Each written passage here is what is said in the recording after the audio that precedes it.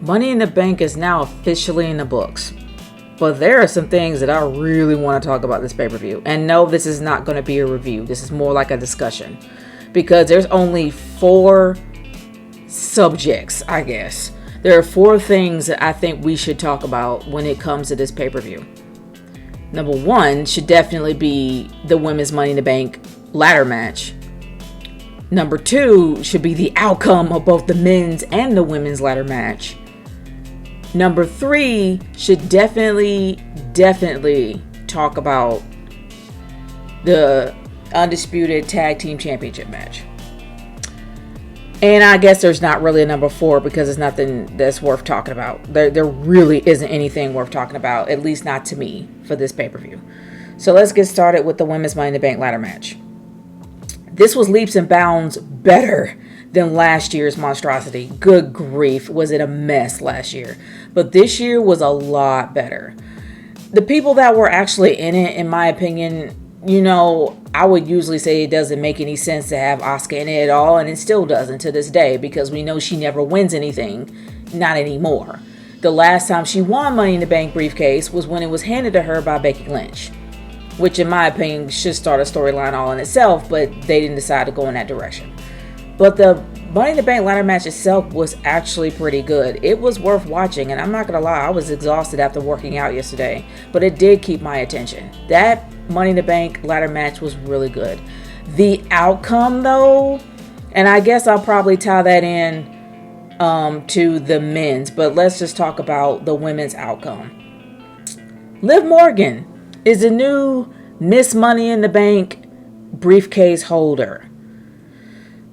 It's nothing against Liv. I really do like Liv Morgan. I think that actually having her as a Money in the Bank briefcase holder should have happened last year instead of Nikki Ash.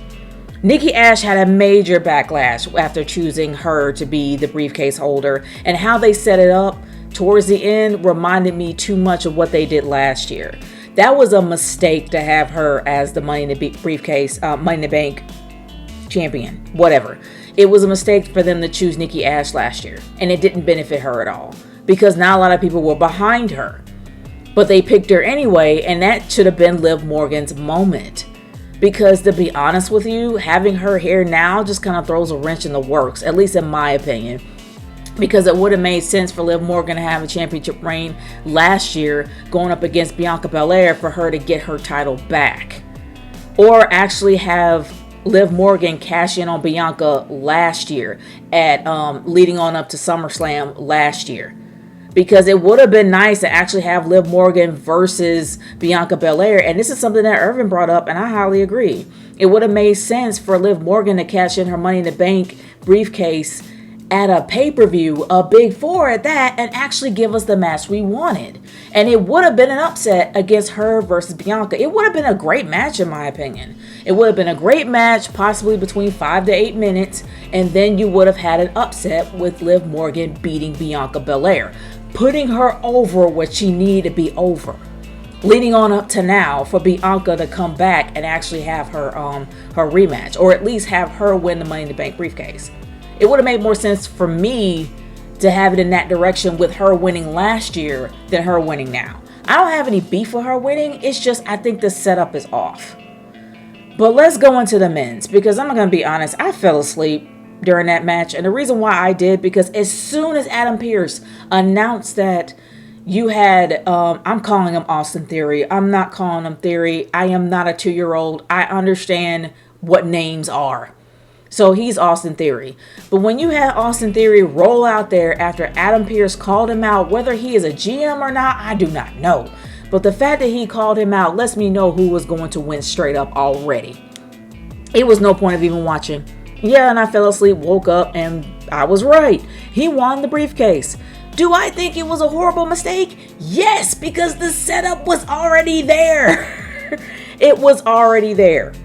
And I guess I'm going to go back to the women's for a second. If you wanted Liv Morgan to win, it would have, like I said before, it would have made sense for her to win last year.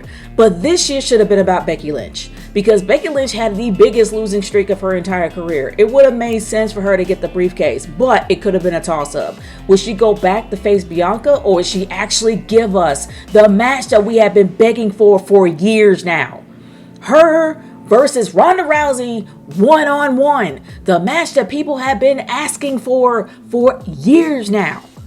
It would have made sense for it to go in that direction instead of it going with Liv winning. You had a setup right there. You had everything set up right there. And it could have led back to the botched finish at WrestleMania with the triple threat between her, Charlotte, and Ronda Rousey. You had a setup right there. And for the men's, you had a setup right there. They already had a setup with Seth Rollins. With Seth Rollins and Roman Reigns, they already had the setup right there for him to actually get the Money in the Bank briefcase, to go up against Roman and to play with his head again. Do you know how strong Seth would become by taking the titles away from Roman? It would have made more sense, and besides, they had the best chemistry, the best psychological chemistry I have seen in so long in a match. But answer me this, riddle me this, if I want to say this. How can you believe that somebody who lost to Pat McAfee and lost to Bobby Lashley be a champion? Answer me that. How in the world can somebody that lost against Pat McAfee, an announcer at the table, at the announcer's table, the guy who actually does commentary, at the commentary table, Pat McAfee beat Austin Theory? Not only that, he lost his championship title. He lost the U.S. title to Bobby Lashley on the same night. How in the world can we believe that somebody like him could be a champion? Answer me that. How? How are we supposed to believe that? Even though I believe that Seth should have been the guy to actually win because he has the most chemistry with Roman Reigns, it makes zero sense at all to me to have Austin Theory to be champ, especially after he lost to Pat McAfee and lost to Bobby Lashley. And he lost to Bobby Lashley on the same night. Now, I got nothing against Austin Theory as a wrestler. He's an amazing wrestler, but he doesn't have the build yet. His character is not a cemented name yet. He shouldn't be up there trying to get championships. Not now, because his name don't have that much worth. And you got him winning the Money in the Bank briefcase? Why? The setup with Seth was right there. And we know that Riddle can't face Roman because, well, that stipulation that he lost. It didn't make any sense whatsoever to choose Austin Theory right now. It didn't. At least not to me. You had a perfect setup for SummerSlam. A perfect setup for SummerSlam that can finally have Roman conquer his demons. They say that he did right there and he's fine being a tribal chief, but technically he lost, and that can be brought up again. You had an opportunity right there. Or even bigger setup, have Seth win. Because we know that Cody Rhodes is still out on the shelf after him blowing his pec. And when he comes back fully healed, that's another setup right there for Cody Rhodes to beat Seth Rollins. You had an extension right there. And they just blew it, man, for Austin Theory. I can't even say they're going to have something good for him because it's just not set up properly, at least not to me. It's not. But enough of that. Let's talk about the final discussion of this entire thing. Oh yeah, now I know I'm talking about for the fourth one. But anyway, let's talk about the Undisputed Tag Team match. We all know this was match of the night. And why? Because the New Day was unavailable, so you need some stand-ins. And who's the best stand-ins? The Street Profits, who they're trying to make into Crime Time 2.0, which is an epic fail because they are not Crime Time. They will never be Crime Time. Stop making them Crime Time, please. But the biggest issue that I have is definitely with Montez Ford. He's a clown. Angelo Dawkins is a bigger clown, but at least Angelo Dawkins has more of a personality now than he ever had in his entire career, at least in WWE. But the biggest issue that I have with them is that they're not serious when it counts. You're in an undisputed championship match with the Usos, which one of them nearly beat his cousin Roman Reigns. They are pretty much the top dogs, and you're being clowns by doing crotch shots the whole time and then not getting mad when you lose out of a technicality. Now, yeah, Angelo Dawkins was Montez Ford was playing it up. Angelo Dawkins was like a deer in headlights. He didn't even know how to react. I'm like, you just lost from a technicality by a really, I'm not going to say it's a poor decision because of the angle that the referee is in, but it's a given that the shoulders were up. And at the replay, you should have been infuriated because you had the opportunity to beat the undisputed tag team champs and you lost because of a ref call. Why are you mad? You should be mad. It's okay to be mad. It's okay to have emotion, to be angry. You should be angry. Why aren't you? That's why I don't like them. They're clowns when it counts. And when they try to be serious, it's like watching Tommy Davidson in In Living Color or in any movie that he was in after that, trying to be serious when he could not be fully serious without looking buffoonish. But he's a comedian. That makes sense for him. But if you're trying to be in a storyline where it's supposed to be serious, stop being clowns. Even Bianca Belair called them out. And they still clowns. I will never take them seriously as champs. Like, ever. But enough with talking about them. Let's talk about the final issue that I have. And this is the women's matches. I'm sorry. The women's championship matches were pathetic. It's because of who was going up against them. You're telling me that people care about Carmella? No one cares about Carmella. She does have a bit of an edge to her character now. I will say that. But what the biggest crap stain on her career was having James Ellsworth getting the briefcase off for her and throwing it down in the first ever women's Money in the Bank ladder match. That is a crap stain that she can't rub out. That she can't rub out, wash out. It's still there and it stinks. And it has really marred her character no matter what she tries to do. That's why she has to be a heel from now on. Because no one can take her seriously as a babyface. Ever. Not even if you have R-Truth in the room dancing around her. That will not fix it. But the fact that you have her going up against Bianca Belair when she really hasn't gained the notoriety to get to that point is laughable. Nobody's going to care about that match. People are going to go to the bathroom, get some snacks. Nobody's going to care.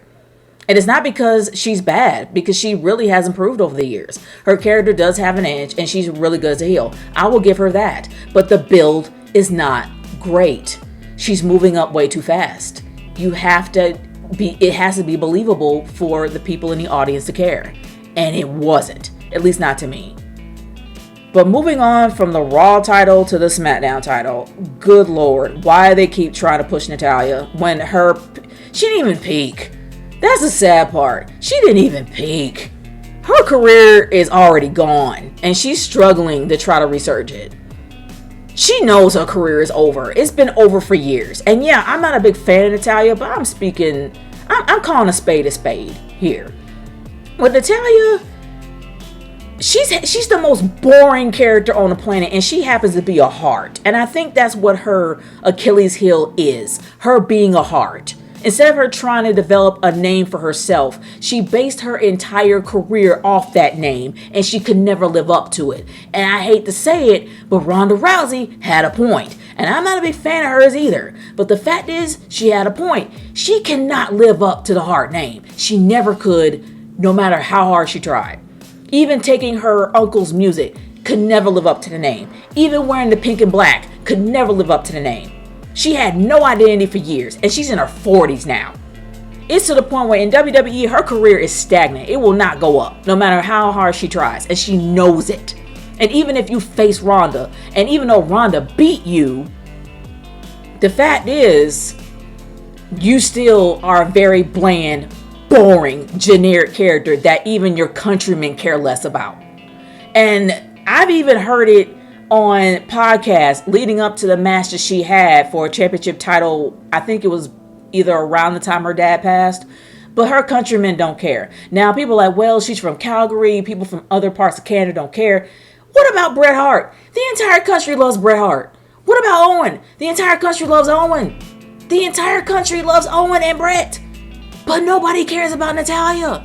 In every single, if you can honestly put her in a category, not even a countdown list, she will be below that. She's always below that. Yes, she has a great work ethic, but no identity to make people care. And she knows this. And they keep putting her in championship matches because we know her time is up. She knows her time is up. But I will say this. She had the most fun that I have ever seen her have when she was actually facing Cora Jade in NXT 2.0. She actually had a personality, which shocks me because she is boring as dishwater. Nah, dishwater is a lot more interesting than her. She's that boring.